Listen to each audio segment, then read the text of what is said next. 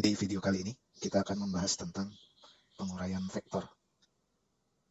Misalkan ada dua buah vektor, Vx dan Vy. Vx dalam arah sumbu X dan Vy dalam arah sumbu Y. Kalau kedua vektor ini kita gabungkan, maka dengan metode jajaran genjang, bisa kita gambarkan sebagai berikut. Kita tarik garis yang sejajar dengan Vx dan Vy. Maka titik temunya merupakan ujung dari resultannya. Dan vektor resultannya bisa digambarkan seperti ini. Misalkan vektor resultannya kita beri nama V. Nah, kita bisa membuat proses yang sebaliknya. Misalkan ada vektor V, maka vektor V ini bisa kita uraikan menjadi dua buah vektor yang dalam arah sumbu X dan sumbu Y. Yang dalam arah sumbu X kita beri nama Vx, dan yang dalam arah sumbu Y kita beri nama Vy.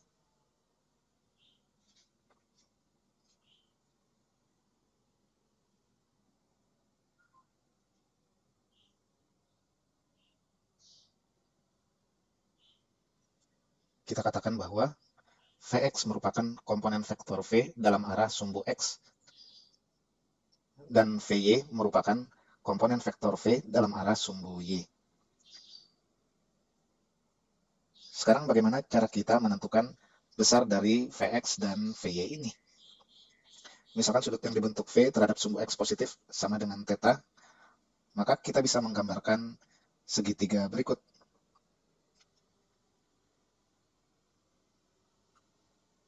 Ini θ, ini V, ini Vy, dan ini Vx. Kita ingat di pokok bahasan trigonometri di matematika, kalau sisi yang miring ini kita beri nama sisi miring. Sisi yang di depan sudut ini kita beri nama sisi depan. Sisi yang mengapit sudut ini kita beri nama sisi samping. Maka berlaku bahwa cos θ sama dengan sisi samping per sisi miring. Dalam gambar kita, sisi sampingnya Vx dan sisi miringnya V, sehingga cos θ sama dengan Vx per V. Berarti bisa kita tuliskan bahwa Vx sama dengan V dikali cos θ. Dengan cara yang sama, kita tahu bahwa sin θ sama dengan sisi depan per sisi miring.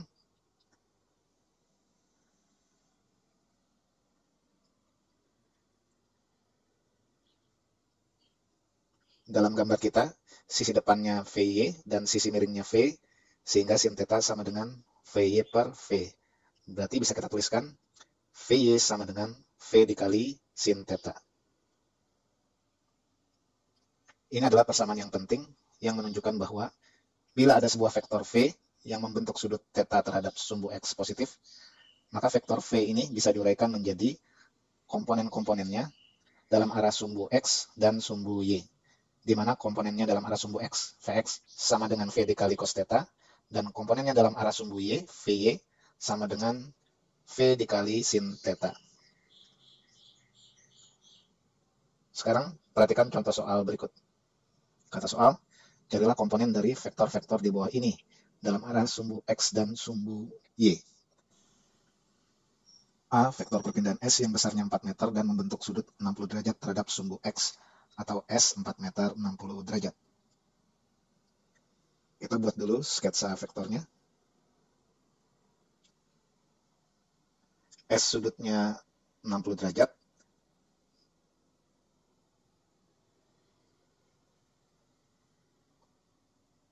Dan besarnya 4 meter.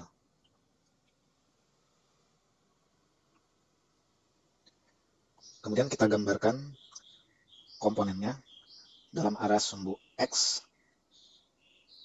kita beri nama SX, dan dalam arah sumbu Y, kita beri nama SY, di mana berlaku SX sama dengan S dikali cos theta,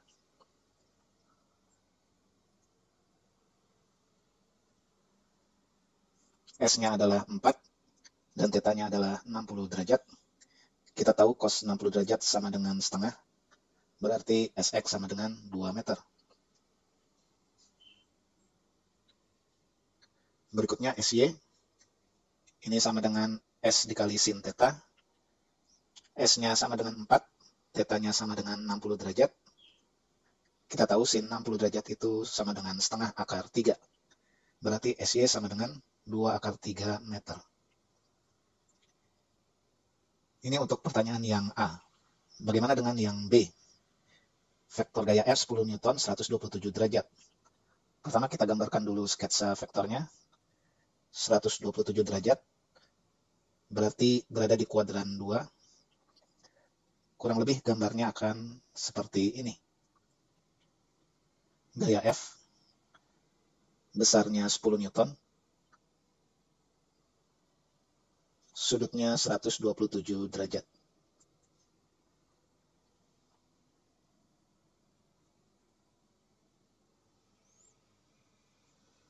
Kemudian kita gambarkan vektor komponennya dalam arah sumbu X dan sumbu Y. Berarti ini adalah Fx, dan ini adalah Fy. Maka Fx sama dengan F dikali cos theta,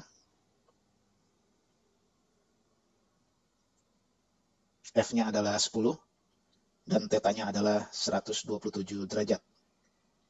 Kita tahu cos 127 derajat itu sama dengan minus 3/5, berarti Fx sama dengan min 6 Newton. Tanda minus menunjukkan Fx arahnya ke kiri. Berikutnya Fy sama dengan F dikali sin theta. F-nya adalah 10 dan theta-nya adalah 127 derajat. Kita tahu sin 127 derajat itu sama dengan 4/5. Berarti Fy ini besarnya sama dengan 8 Newton. Sekarang sebagai latihan, coba kerjakan 2 soal berikut.